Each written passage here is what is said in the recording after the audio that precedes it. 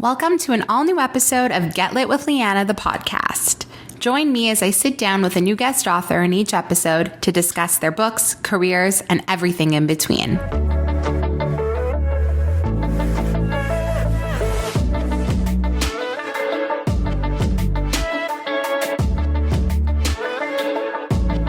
Today I'm sitting down with Meredith Schorr, who makes her trade paperback debut with her book, As Seen on TV.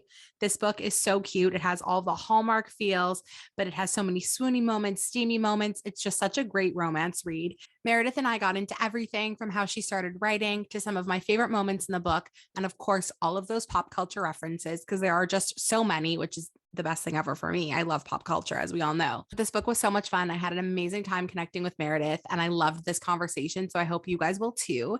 And as a special thank you for taking a listen, if you head over to my Instagram right now at Get Lit with Lianna, you can enter for your chance to win your own copy of this book. So head over there right now. Don't waste a second. Go enter. Good luck. But without further ado, my conversation with Meredith Schorr starts right now. Welcome, Meredith, to the podcast. I'm so excited to have you here. I loved your book, As Seen on TV. We were kind of just talking about it. There are so many things about it that I loved. I think that the pop culture references obviously were so in my wheelhouse because I'm just obsessed with TV and movies and like celebrity. And I obviously can feel that you are too, from all of the tiny references to the big references. So I'm so excited to have you here because I feel like we have so much in common, just even using that as a baseline. So thank you so much for taking the time to chat with me. It's my pleasure. Thank you so much for asking me to be here. Of course, of course. So before we get started and talk like more in depth about As Seen on TV, I'm very curious about you and your writing career because I saw that this book is your first trade paperback, correct? Mm-hmm. So before you got published with Forever and went down this route, what were you doing before? I know you were writing. So tell me like what that was like. I've been writing for years. And when I first started writing, I was told that chick lit, which is what I was writing, was dead. Okay. And I couldn't get an agent at all, but I knew there was an audience for it. I was in a book club, a chick lit book club. All of my friends liked reading about fun, light reads about young women finding their way in love and in career and everything. So I knew there was an audience. Yeah. And I found a smaller publisher who offered me a contract. So chick lit was dead for like several years after that. And okay. I found like a small but very loyal audience of readers who really, really enjoyed my books. And even though my dream had always been to see my book in a bookstore, it really just warmed my heart that there were people who like looked forward to me getting a book out there. Yeah. And so it compelled me to keep writing. And then I just stopped selling. I just could not grow my audience anymore. And I think that there were several reasons. I think one was that indie publishing became huge, and there were all these talented authors who were brilliant marketers, and they had control over their prices and everything, and they were doing an amazing job. And then you also had the success of The Hating Game. So you had New York pushing more authors of romcom, right? And like my tiny publisher who didn't really offer me any marketing, but I couldn't control my pricing. I just couldn't stand out. So my dream of having my book in a bookstore just awakened with a vengeance. And romcom was far from dead. And I said, this is my time.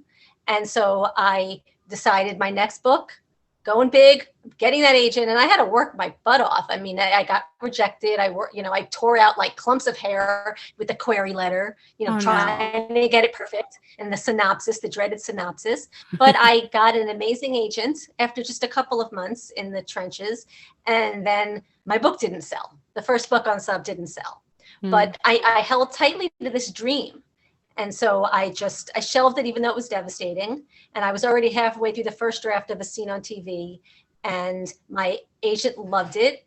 And we went out on submission like immediately. And I got a call from an editor within one day. Oh my God. Which is like all the devastation from before like disappeared. I'm sure. As soon as that happened so quickly. And the book sold in 1 week at auction. And it was the most exciting thing that's ever happened to me. I don't imagine it will ever happen again like that, but never say never. It just makes me, I just remember that week so fondly. Like it was just wonderful. How long ago was this? That was August of 2020. Okay. So this book was a pandemic book for you. Like you were writing it in the thick of the pandemic. What was that like? Well, I had written the first half before the pandemic. Okay. But the second half, I think it was like March 17th when my That's my agent, birthday. oh, happy St. Patrick's Day birthday. That's me, a St. Patrick's Day baby. That's so funny. Okay. Well, I think that was the day where my agent said, we got our last pass. And what do you want to do with this book? And I was like, I don't want to go with smaller publishers. There's nothing wrong with them, but at the stage of my career, I knew what I wanted. And I knew that taking a smaller deal would just delay this dream that I'd already put off for so long. Right. So I was already halfway through with Seen on TV, and it was the perfect escape. And I had so much time on my hands. Like everything was locked down. I couldn't go anywhere. I was working from home. So I woke up before I logged on to work. I wrote. Right after work, I wrote. Like every night, every weekend, there was nothing else to do. And it's such a light, fun story. I mean, there's some issues in there, but for the most part, it was just pure escape. And it was exactly what I needed to kind of forget while I was writing what else was happening in the world. For sure. I wish I had this book while it was like peak pandemic, because my reading journey has been like very up and down. Like as a reader, as a young child, like I always loved to read. My parents read to me growing up. And then like through high school, I read all of those like Gossip Girl books and the A-List and all of those, loved them. And then once I started pre-college into university, my life was just school. I didn't have time to read for pleasure, except for when I would go on like a family vacation. And then I would read like the odd Colleen Hoover book, but that was really it. Like I wasn't reading like the way I'm reading now. And when COVID hit, I had all this downtime, and Netflix at the time was not producing content the way they're producing content now. Like there was not new stuff coming out every single day the way that we have it now. And I was like, how many times can I rewatch like Boy Meets World reruns? And like, how many times can I rewatch this One Tree Hill season 4 episode that I love? Like I needed something else to fill my time. And that's kind of how I started reading. And because everything was so like scary and dark and like unknown, all I wanted to do was read like light, fluffy, happy romances. And that's how this whole thing started, because I think The Hating Game was one of the first books I read like in that period of time, because I was looking for exactly what you were saying, chick lit.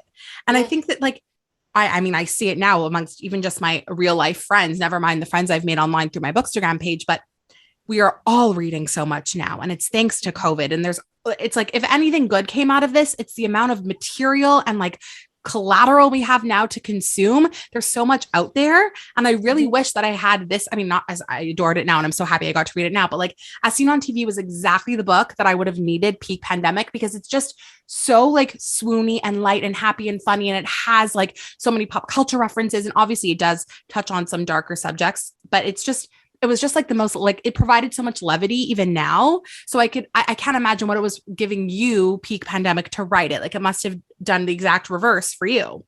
Yeah, I mean, I think it kind of saved my life. I live alone, and I couldn't see my parents, and I would be like, I'm never going to see my mom again. Because we didn't know if there was an end in sight. Right. And, you know, a lot of my friends are not in New York. So I couldn't even like just go outside and meet him on the street. There was just I had a lot of virtual happy hours. Those saved me. I'm sure. Same. If you don't mind sharing with us, what is As Seen on TV about? Sure. As Seen on TV is about a 25-year-old Adina Geller, who is a cynical New Yorker, and she is an aspiring journalist who is obsessed with Hallmark movies and small towns in general. And she's trying to break into freelance journalism, or just get a job in journalism at all, while hustling 2 jobs as a barista and a spin instructor. And one day she hears about on TV, she watches a lot of TV, just like her creator. She hears about a real estate conglomerate who wants to develop this tiny town called Pleasant Hollow in upstate New York, like population 2,000. And her mind, as a Hallmark fan, immediately goes to Hallmark, because there is an evil real estate developer in like at least 75% of Hallmark. For sure. Yeah. And so she pitches this story to one of the editors that she knows about comparing this real life Hallmark town to the Hallmark movies. And she gets the go ahead to go to Pleasant Hollow to write this story. And he even dangles a full-time staff position there. And then there's added stakes about where she really needs this full-time job. So she goes to Pleasant Hollow, and she's certain she's going to write the story of her career. Except when she gets there, she discovers that it's nothing like TV led her to believe. Right. There's no fall festival or any community events at all. There's no homemade pie or pastries anywhere in town. And the locals are not at all friendly to her. In fact, the only person who's welcoming to her is Finn Adams, who is a fellow Manhattanite, who happens to work for the real estate developer that she had hoped to bring down. So now she's in this town and she has to write a story with the facts that she has, which don't really match her pitch. Right. And she has to figure out what's happening with this building chemistry with Finn Adams, because she's already decided that she's done with New York men. Like, she's been there, done that. It's a one-way ticket to nowhere, but yet she can't fight this attraction to him. I loved that this book had a happily ever after. I kind of went into it knowing that it was going to, because one, it's romance, but also the emphasis that the synopsis has and the blurb, everything on Hallmark movies. And I am such a Hallmark movie stan, and everyone makes fun of me for it. But like, I'm somebody that will watch them year round. Like, never mind just the Christmas ones. Like, I'll watch them year round. Anyway, when I saw that there was all of the Hallmark references on your book, I was like, I'm going to get a happily ever after, because if it's a Hallmark-esque kind of book, like this sounds like a Hallmark-esque movie book, then it's going to obviously be such a happy ever after. Anyway, I'm just very curious. Like, you obviously are a Hallmark stan too. You love them. Was that like when you were outlining the book, were you like, this is going to 100% be a Hallmark feel? I know it's like the small townness, but like, you knew that you wanted Hallmark to be really a through line through the book? Well, the whole idea was to take all the Hallmark tropes and flip them on their head in a really exaggerated and funny way. So it was supposed to be like, you get the Hallmark feel, but it's supposed to be like opposite. I meant it to be like opposite of Hallmark at every stage of the way. Like, in a Hallmark movie, the B&B person would like show up with like cookies and want to talk to her about what brings you here. Yeah. You're writing this article and Lorraine is like, we don't open yet. Yeah. You sit by the grandfather clock. So she's like, what? Like, what is going on here? And I kind of like, that was my intention at the beginning. Right. I didn't plan on writing the book. We were just talking about, my friends and I were talking about how funny it would be if there was a book or a movie where you have this Hallmark obsessed main character that completely flips everything. And she's kind of like, what is going on? Right. So years later, after when I was getting ready to go on submission for my first book with the agent, and I had to write a list of pitches for like the next book that I was going to write, that was one of them.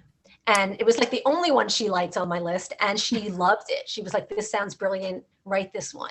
And so Of course I only had like the basic premise there. So I didn't have the characters developed or anything. So that's later on is when I came up with the characters. So speaking of the characters, we have to talk about Adina, because I've been saying this to a lot of different Jewish authors that I've been like chatting with, and even not even just for the podcast, just like DMing with on Instagram. Like, I really feel, and I think as time goes on, I'm noticing more and more, which is incredible, but I felt very like hungry for Jewish main characters in books, especially Jewish main characters that like looked and felt like me. And I really love the way that Adina was built, because she was very secular, the way that my family and I am very secular, but she's still innately Jewish, and she lets that Jewishness come out very naturally, which I loved. And one of my favorite scenes, obviously, is that Rosh Hashanah dinner. So I need you to talk to me about like the importance of including a Jewish character, and then obviously like adding in the mention of the bat mitzvah, and then having the Rosh Hashanah dinner and all of that. I would love to hear your intention behind that. Well, it was a no-brainer to me to have a Jewish main character because I'm Jewish. And to be honest with you, I really wanted a book that showed a Jewish character where her Judaism wasn't pivotal to the plot, but she was Jewish, because there's no one way to be Jewish. Yeah. And I think that there are some books where it is pivotal to the plot and they're amazing, like the Matzo Ball and the Intimacy Experiment, and they're both great, but you wouldn't have the books without the Jewish component. For sure. But for years, I've been reading books about people where the characters celebrate Christmas, but nobody talks about going to church or anything. Like, no one ever mentions the actual religion part. So why can't there be Jewish characters where they're Jewish, but nobody, like, being Jewish isn't a huge part of the book. Exactly. So that was really important to me. And I had another person tell me that she could really feel Adina's Jewishness. And like, how did I do that? And I was like, that just came naturally, because that's me. Right. And her family, my family was very different than Adina's. I had 2 older sisters, and I had a stepfather, and my grandmother lived with me, and my house is always filled with people. But our love language is food. And so every holiday, every celebration, there's just a lot of food. And our conversations over the dinner table are very casual, informal, bordering on teasing each other. So like that was how Adina's family is as well. Yeah. So, it was just really important to me. And I purposely had her eating bacon and loving bacon, just because a lot of people have this misconception that being Jewish and being kosher are mutually exclusive. And So true. I wanted to put that in there just to prove that. Yeah. That it's not, it's not necessary. It's fine to be kosher, but it's also fine not to be. Totally. I also love that her name is Adina. Like you just gave her such you gave her like a Hebrew name. So even if this book were to be turned into a movie or whatever, like you would have to read, like her character is innately Jewish. Like you can't you can't take the Judaism out of her. It's literally in her name. So I just love that part too. It was so, yeah, I loved it. I really loved it. Once I read the synopsis and I saw that her name was Adina, because it doesn't say anything in the synopsis about her being Jewish. But the second that I saw her name was Adina Geller, I was like, yeah, my girl, I can relate. So I love that so much. Another part of the book that I loved that I was not expecting was the level of steam, because to go back to the Hallmark part of it, when you watch a Hallmark movie, you have to wait to the last 40 seconds for there to be a kiss. Nothing happens before. So I was expecting a very YA type romance. Like I was expecting a very slow burn. And then at the end, there would be a peck and a happily ever after, which I was totally content with and going into thinking that was going to happen. And boy, did you give me whiplash, because I went into it thinking that nothing was going to happen. All of a sudden, all the things happen and they happen quick. So I need to know, like, was that something you had to like push for, or was that you always knew you were going to do it? Like, tell me about the steam intimacy of it all. Well, I mean, it's because it took Hallmark tropes on their heads. I didn't feel the need I wasn't writing it for Hallmark. Right. So I knew that I didn't have to adhere to their strict boundaries as far as kissing and just physical intimacy at all. Right. And I wanted the sex to be on the page. First of all, I didn't want, part of the conflict is I wanted them to have sex earlier and then the relationship formed from there. Like they grow a friendship and an attraction, and then they have sex, and then it kind of goes downhill for a while. So that was important to me too. I knew they needed to have sex before the last page. Right. And I wanted it to be on the page because I thought it was just important for their emotional growth, but I also wanted it to match the tone of the book. And I love reading really steamy books. Same. But I don't really think they, at least at this point, they really fit my writing style, and I didn't want to jar people too much. Okay. So I kind of wanted it to flow with the tone of the overall book. Right. And their banter was so great from the very beginning. Like I just felt that their like connection, there was so much tension there. So once they actually like got down to it, it was so gratifying as a reader. And it threw me for a loop, because I was like, okay, the tension's there. Like this is just going to be one of those like bantery books where finally at the end, we're going to get something. And then all of a sudden I get something so much earlier. I was like, this is the best surprise. Like was not expecting it. Happy. Yeah. I loved it. I think my editor had me cut one sex scene, but not because it was sex scene. It's just because it didn't really need to be there. Okay. I didn't want gratuitous sex scenes either. Okay. So, and I like them short. I didn't want to go pages and pages and pages of it. Right. I have one more real question about like the plot of your book. And that's the whole aspect about Finn and his relationship with his father. And we won't get into spoilers, because I know we want to be like careful and we want everyone to read the book and make their own assumptions of like everything. But obviously he cares for his father deeply. His father is an alcoholic. And I'm curious why that was important for you to include in the story. Like what part of their relationship did you want to add as an element to the story? I think basically Adina has this idea, even though she was cynical about relationships in New York, because she had this pedestal of, where she put these small town romances where everything is perfect and easy. I wanted her to learn that even when the person is right, it doesn't mean that it's easy. Right. So Finn had to have his own problems and his own issues that he's dealing with. Mm-hmm. And I think, she had to learn that even when something is great, it's still going to take hard work. Right. So there was no specific reason for why I chose alcoholism. Okay. I just knew that I had to build something in his personality that would make him less desirous of a real full-blown relationship where he can't really give to somebody what he thinks that they need, or what he thinks should be given to somebody, what they deserve in a relationship. Right. And the fact that he's giving so much to his dad and he drops everything for his dad. Mm-hmm. He's been in relationships before where people have been, disappointed with him for like not giving him not giving them 100%. Right. I just really love that extra added element to their story because there really needed to be some sort of like additional conflict. And I was curious the entire time, like why he is so like distant, I guess, and like apprehensive of a relationship. And I really, there was no indication that this was going to be the reason. So when all this came to be revealed, I was like, that's interesting. And then it kind of all made sense. All these little pieces of Finn that I didn't really realize, they all kind of connected. So I really love that part. And I didn't want to let this conversation go without asking you about the intention. Yeah. And another part of the book that I adored, which we kind of talked about before, is all the pop culture references, because there were so many. And I feel like I can't even remember all of them. And as I was reading, I was like jotting some of them down. And then I was like, we just have to talk about it in broad strokes. But the one that I was obsessed with that I feel like not a lot of people, and maybe because like not a lot of people in my life know about it, but the bull type. That was my favorite show, like when it was on TV. And like, I don't even know if it aired in Canada. Like, I don't even know if it was on I was watching it online on like ABC Spark or whatever. I love that show. It was actually filmed here in Montreal.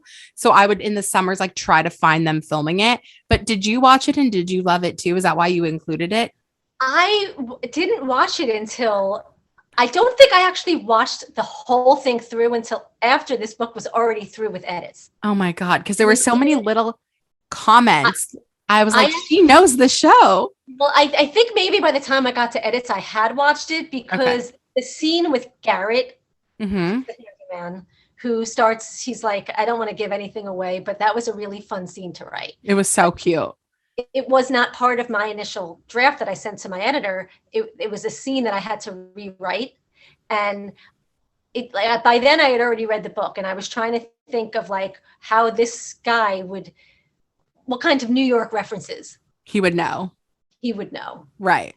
And that came up, especially as a journalist, just like Jane, Yeah, no, it's so good. And it's also so funny that like, it's a New York story, but it was fully filmed here in Montreal, which is like so crazy. It's so good. But obviously there's all of like the Gilmore Girls references. Cause like, how could you not think Stars Hollow? But yeah, I just like loved all of them. So was it hard for you to like pick and choose what references you wanted to use? And like, no, it wasn't hard. You're a huge TV junkie. I know that you like love this stuff. Yeah, I'm a television addict. I think that must have more hours in my day than most people. I managed to watch ridiculous amounts of TV, all while also writing a book and crazy, and having a full-time job. And I sleep. I mean, it's not like I get 4 hours of sleep. I mean, I sleep a lot, so I manage to watch a lot of TV, and they just flow out of me. And I know a lot of people don't love pop culture references in books. They think they date them, but honestly. I want people to read the book like you did and kind of smile and recognize the references now. And I'm not worrying about what people are going to think 50 years from now, because I don't have any of the illusions that people are probably going to be reading a scene on TV in like 2060. Right. I'd rather even then, if they do, they could be like, wait, what's the bull type? And then go Google it. And you've taught somebody in 6 years from now something new. So why not? That's true. Yeah. Very true. But I love it. Like every time that there's a pop culture reference, I just feel like you and I have like very similar tastes because all of your pop culture references, I was like, same. But as I was reading it, I was like, I love this so much because it just makes it feel like Adina, once again, not only just being a Jewish person, but like we're just so similar. Like we're living in the same world. We have the same interests. This book it feels like you could have literally published this book. Like you could have written this book yesterday. Never mind that it's being published right now. Like it's just so like relevant and timely. And there's nothing like that just like it really pulls you back into the fact that like this could be your real life. This is a real world. It's not some fantasy far, far away. Well, I'm glad you liked it because it's hard for me to pull back. My editor, when she gave me my notes back for book 2, she was like, I loved all the pop culture references. I think this might be like your thing. And I'm like, I never really thought of it as my thing. It's just something I like to do. It's just comes naturally. No, I love them. Comparing like present situations to something on TV. It's just. No, it's so great. But before we sign off, tell me what you're working on now. I know you hinted a few times in our conversation that you're working on a book, but tell me whatever you're allowed to tell me at least. I would love to hear. Yeah. I haven't really asked my editor. I don't even have a title yet because the title that I chose was they don't like it. So we're working on that. But I'm pretty sure I could say at least this much, and that it's a enemy since childhood to romance, to lovers, forced proximity, opposites attract, rom-com set in Manhattan. Oh my God. All the good tropes and the best city in the world. And there's a dog in this one. And there's 2 dogs in it, actually. And it was, this one was I wrote this whole one during the pandemic, and this was just Right. a total escape book. Right. Even more than a scene on TV, maybe. There's a twist to it, and that part I don't think I'm allowed to tell you. Don't tell me. Yeah.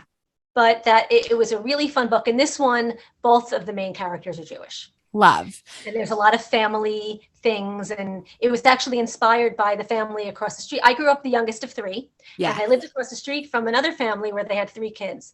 And my parents were best friends with their parents. And the youngest person on the other family is a girl, and we're best friends. We're still best friends today, all these years later. And I started to think, well, what if Ronnie wasn't a girl, and instead of being best friends, we hated each other, and then like in our 20s, we are forced together for something and we fall in love, and then la da da, I can't say what else happened. Oh, I love that. And so, I told that family that like they inspired a book. And so they think that they're the characters. And I'm like, you're not. You don't have any idea. Yeah. That's so fun. I'm so excited. All of those tropes are like my favorites. So I'm sure I'm going to be obsessed. But do we have any idea like when it could be coming out? I'm pretty sure. I think right now it's slated for summer 2023. Okay, amazing. So like a year, not that far away. Yeah. Yeah. I mean, I don't know what, like this one is June, Scene on TV is June, but I don't know what month. Okay. But I'm pretty sure it's another summer release. Amazing. That's so much fun. You'll have to come back when that one comes out so we could talk about it too, because this was so much fun. Yeah. Okay.